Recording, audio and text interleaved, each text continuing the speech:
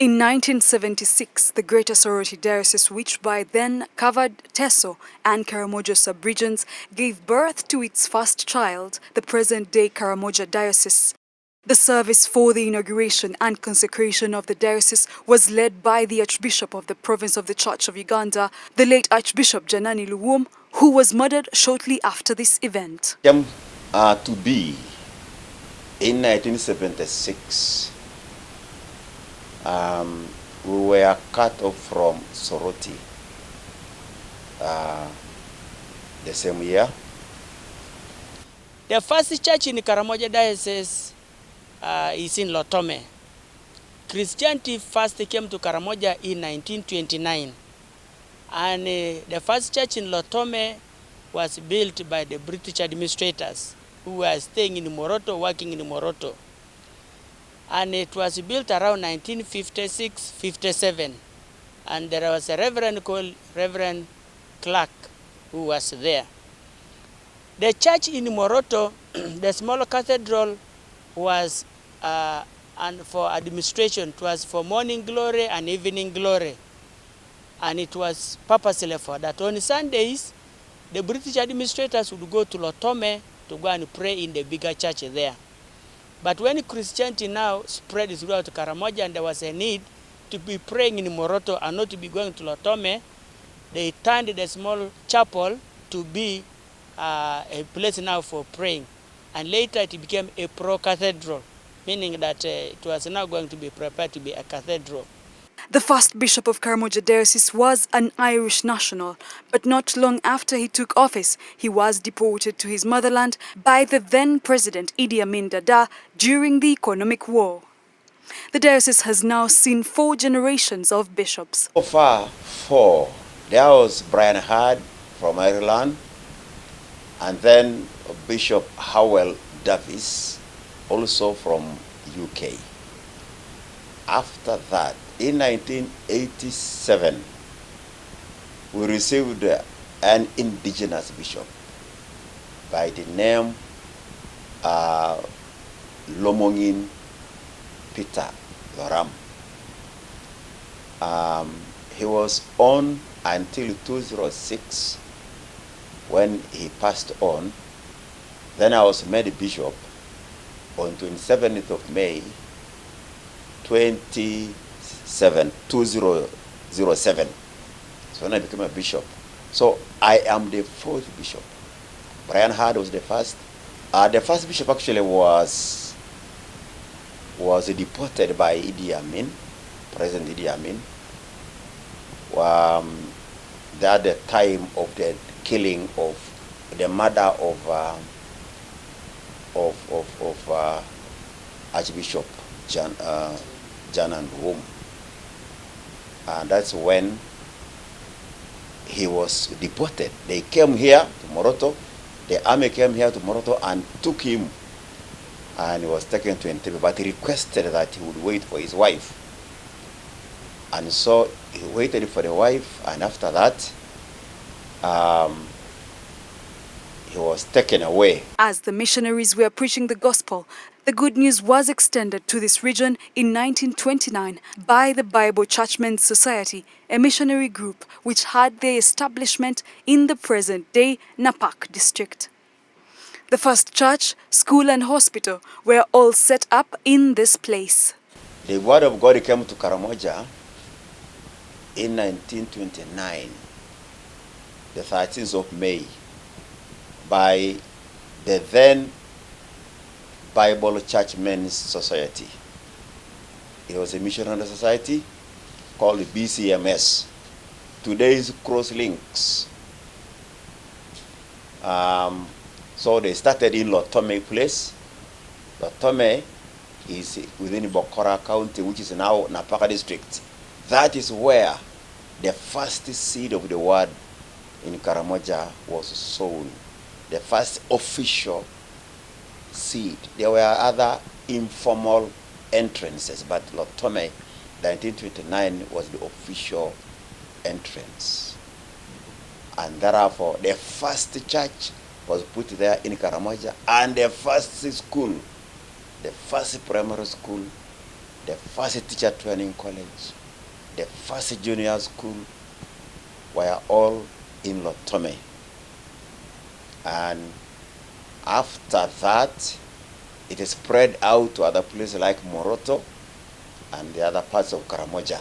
The school was constructed as early as 1958, and it is a school which I think was located in this area because of the literacy percentage, which is very low. So this thing being a place where the missionary first began, they first set their feet here. So this school was actually among the first. You know, just like the rest of Uganda, education is important. And we thought education for the girls is something that is good. So we began it as a girls' school so that it can attract the Karamoja girls. They would come and study here. And Lotome being one of the places where the missionaries first began, around 1929, there was an idea of the missionaries beginning a girls' school here, whereby this school has even educated most of the government officials, and some of them are members of parliament. Karamoja Diocese covers 5 districts out of the 8 that form Karamoja sub-region, with the diocesan headquarters in Moroto district. The diocese has 8 archdeaconries, 23 parishes and many sub-parishes. There are 5 districts in this part of the diocese, the southern part of Karamoja. You know, Karamoja Diocese was divided into 2. There is Karamoja Diocese proper and then the North Karamoja. In this part of the diocese we have the districts of Moroto, Napak, Nabelatuk, Nakapriprit, and Amudat. The diocese has 8 archdeaconries with 1 deanery in Moroto here, 23 parishes, and many other sub-parishes and congregations. We have 30 clergy and also 30 lay readers who are commissioned, who have been commissioned. One of the major economic activities in this region is farming, but many residents look after cattle. Karamoja region is infamous for cattle rustling, with the rustlers often raiding the neighboring districts such as Agago and Kitgum. This has caused a burden to the church. Our Christians, true, the Karamojong sometimes, you know, the word of God has been taught to them, but there are those who still go out, like to steal other people's cows. They go for raids and they remain there. They get killed, they remain there. So many widows whose husbands have been killed still throng to the church. They come to the church to pray, and the church is trying all its level best to help these widows. Of course, whenever there is cattle rustling, there is fear. There is stealing cows. There is also raiding cows. Then what we call cattle rustling. Cattle rustling is just you get cows from him, then he comes also and takes from me, and then you also again raid. That's rustling. But raiding is when they used to go far away, then they raid, they fight. But this one is just like children rustling, you know, struggling, small children struggling over stones or something like that. That's cattle rustling. Now, this always causes poverty, because right now people are supposed to bring their oxen for plowing, but now they have started even taking those plows, so that people now have no animal. Those who have animals, they can't bring them for plowing, and you plowing using hands, hand hose. Where do you reach? You can't reach anywhere in this place. So that brings poverty. If people cannot plant, if people cannot cultivate, though the climatic conditions are also there, you can see. So we are surrounded by all these catastrophes. Karamoja often experiences bouts of insecurity and is a hard-to-reach area, but this has not stopped the clergy from preaching the word of God and reaching out to the communities. Generally, Karamoja is insecure, but even if it is insecure, our clergy go deep to preach the word of God. We have one of our clergy called Safania Akamu, who was driving his cows going from Lopei, was going to Kotido because he was a ick.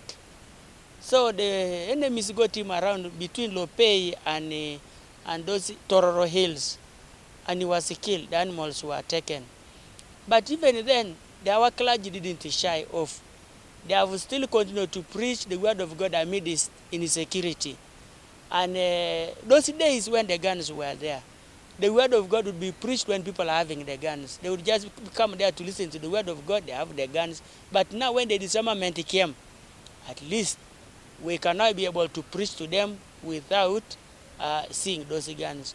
But this insecurity is trying to reduce a little bit because the government is trying all its level best. The government is trying to disarm them.